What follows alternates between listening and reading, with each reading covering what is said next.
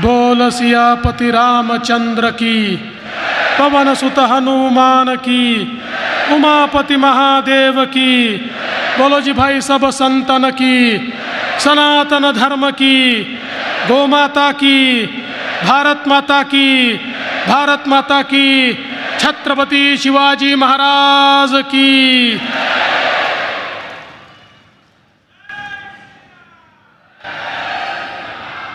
आज के इस बहुत ही पुनीत अवसर पर हम सभी को आशीर्वाद देने के लिए इस धर्मपीठ पर हमारे बीच पधारे हुए पूज्य जगतगुरु शंकराचार्य श्री विजेंद्र सरस्वती जी महाराज, काची कामकोटी पीठाधीश, मैं सबसे पहले उनको बहुत बहुत प्रणाम करता हूँ, उनको नमन करता हूँ। आज हम सभी के लिए ये बहुत ही हर्ष की बात है कि हमारे पूज्य स्वामी गोविंद देव गिरि जी महाराज, इनके अमृत महोत्सव के निमित्त से इस धर्मपीठ पर इतने सारे देश के प्रमुख संतगण उपस्थित है। मैं तो यही समझ नहीं पा रहा हूँ किसका नाम पहले लूँ और किसका बाद में। मैं तो सबसे पहले हमारे आयोजकों का आभार व्यक्त करता हूँ कि हमारे देश के प्रमुख संतों के साथ बैठने का अवसर उन्होंने मुझे दिया और उनका आशीर्वाद प्राप्त करने का अवसर मुझे दिया। इससे बड़ी बात और क्या हो सकती है। तो मैं पहले ही क्षमा मांगता हूँ और यहाँ पर उपस्थित हमारे योग ऋषि बाबा रामदेव जी, हमारे परम पूजनीय अवधेशानंद गिरि जी महाराज, जूना अखाड़ा पीठाधीश्वर, हमारे पूजनीय जगतगुरु द्वाराचार्य स्वामी राजेंद्र दास जी महाराज, मूलक पीठाधीश वृंदावन, हमारे परम पूजनीय हमारे अपने श्री कालसिद्धेश्वर महाराज जी कनेरी मठ, हमारे जैसा उल्लेख हुआ कि यहाँ आळंदी में हम लोग आए तो जिनका आशीर्वाद हमको प्राप्त करना ही पड़ता है, ऐसे शांति ब्रह्म हरिभक्त पारायण श्री मारुति महाराज कुरेकर, पूजनीय श्री चिदानंद सरस्वती जी महाराज, पूजनीय आचार्य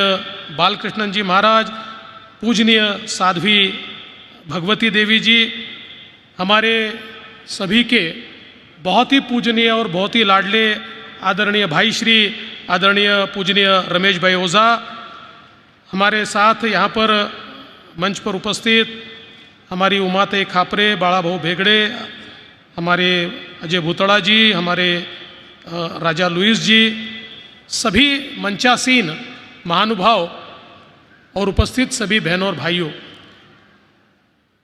आज खरं म्हणजे आपल्या सगळ्यांकरता हा अतिशय आनंदाचा दिवस आहे की पूजनीय गोविंददेव गिरी महाराज यांच्या अमृत महोत्सवाच्या निमित्ताने आपण सगळे या ठिकाणी उपस्थित आहोत।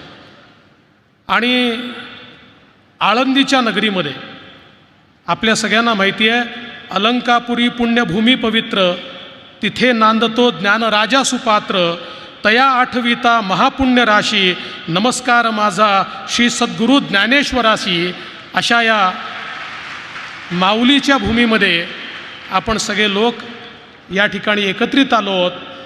आणि जी एक मोठी परंपरा आपल्या महाराष्ट्रामध्ये आहे की ज्या परंपरेने भागवत धर्माची पताका ही नेहमीच उंच ठेवली, ज्ञानेश्वर माऊलींपासनं तर जगद्गुरू तुकाराम महाराजांपर्यंत ही जी एक मोठी परंपरा आहे, या परंपरेचा आशीर्वाद या ठिकाणी घेण्याकरता आपण सगळे आले आहोत।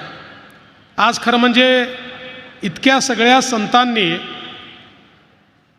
पूज्य गुरुदेवांना आशीर्वाद दिले आहेत, शुभेच्छा दिल्या आहेत, मैं क्या शुभकामनाएं दूं।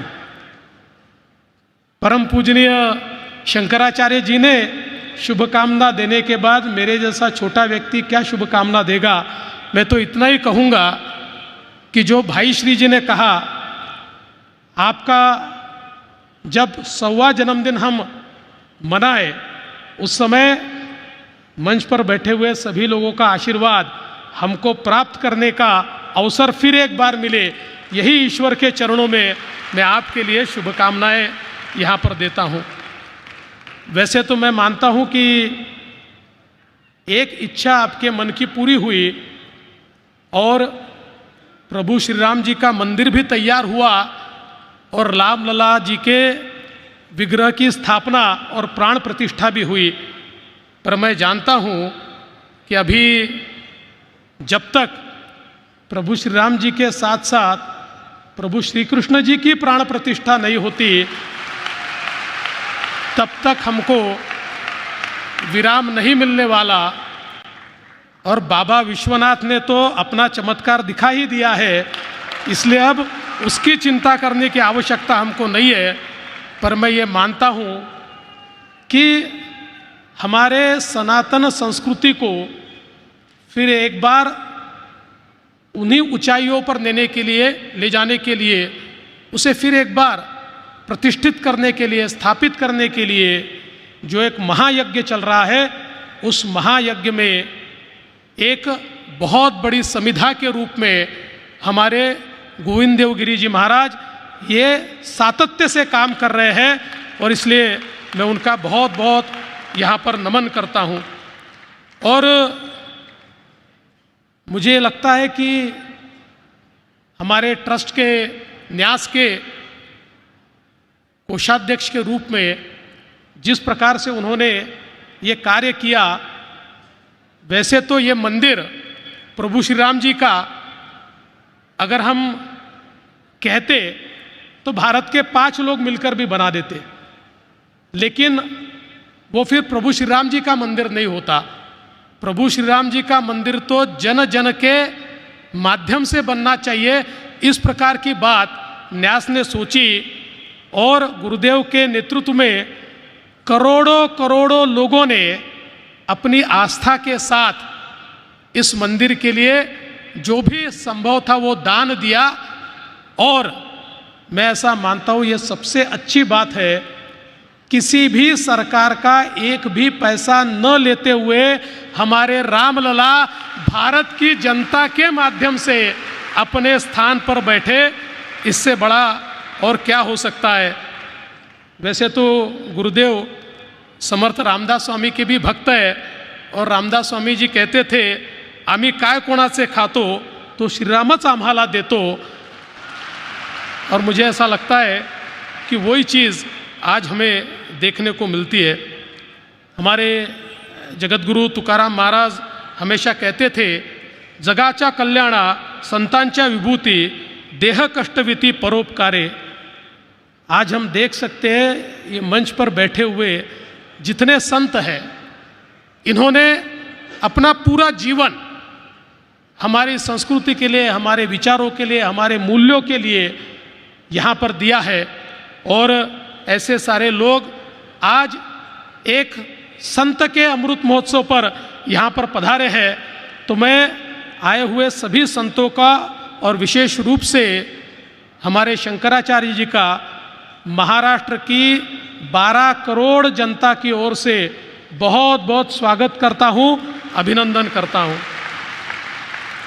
जैसा कि यहाँ बताया भी गया कि स्वामी जी ने 181 देशों में 8 लाख लोगों को गीता का परिचय कराया और गीता परिवार और महर्षि वेदव्यास प्रतिष्ठान जैसी संस्थाओं के माध्यम से जन जन तक गीता को पहुंचाने का काम ये पूज्य महाराज श्री ने यहाँ पर किया। हम सभी जानते हैं संत ज्ञानेश्वर जी माउली ने भी गीता को सरल शब्दों में हम सभी तक पहुंचाया। और आज जिन्होंने गीता को सरल शब्दों में हम तक पहुंचाया, उस माउली की नगरी में ही सालों सालों से, दशकों दशकों से गीता की सेवा करने वाले ऐसे एक मनीषी का सत्कार हो रहा है, ये भी मैं ऐसा मानता हूँ एक बहुत महत्वपूर्ण इस प्रकार की बात है। वैसे तो हमेशा हम लोग ये कहते हैं कि गुरु गोविंद दो खड़े काके लगू पाव। यहाँ तो गुरु भी है और गोविंद भी है, तो पाव किसके लगना हमारे सामने कोई प्रश्न ही नहीं है।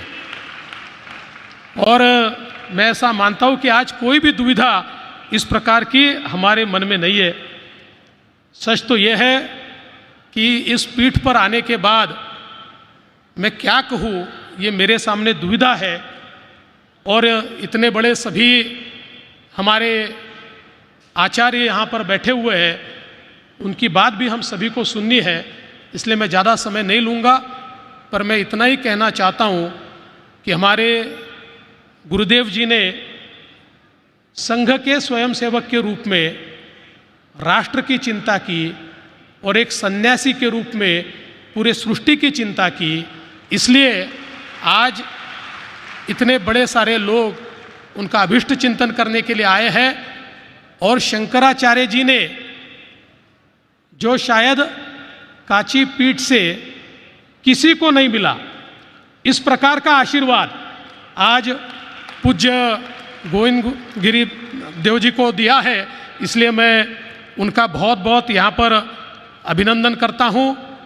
और उनका आशीर्वाद और मंचासीन सभी महानुभावों का आशीर्वाद इसी प्रकार से हमको मिलता रहे और हमारे देश की सेवा, हमारे संस्कृति की सेवा, हमारे मूल्यों की सेवा, हमारे विचारों की सेवा, ये उनके माध्यम से हमेशा होती रहे, ऐसे राम जी के चरणों में प्रार्थना करते हुए मैं अपने शब्दों को विराम देता हूँ। जय हिंद, जय महाराष्ट्र, जय भारत, जय श्री राम।